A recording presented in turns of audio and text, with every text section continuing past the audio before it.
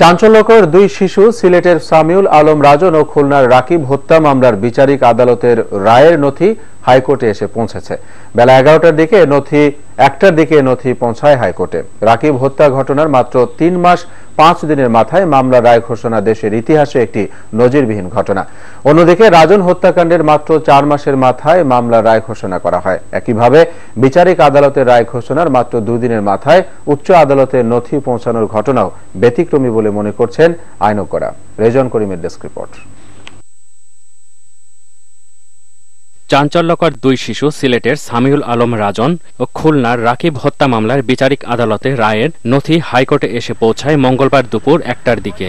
হাইকোর্টের অতিরিক্ত রেজিস্ট্রার সাব্বির ফয়েজ বিষয়টি নিশ্চিত করে জানান, ফৌজদারি কার্যবিধির ৩৭৪ ধারা অনুযায়ী বিচারিক আদালত ঘোষিত সুপ্রিম কোর্টের হাইকোর্ট বিভাগের অনুমতি নিতে হবে।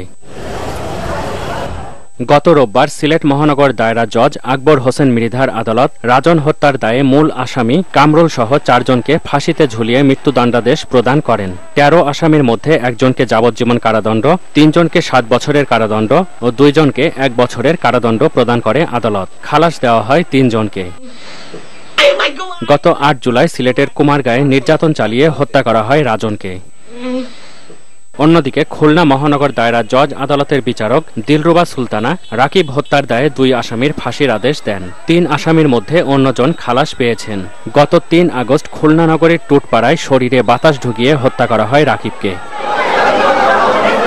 রেজওয়ান করিম, মোহনা, ন্যাশনাল ডেস্ক। ব্লগার অনন্ত বিজয় দাস হত্যা মামলায় ফারাবী সহ ৩ জনের ৭ দিনের রিমান্ড মঞ্জুর করে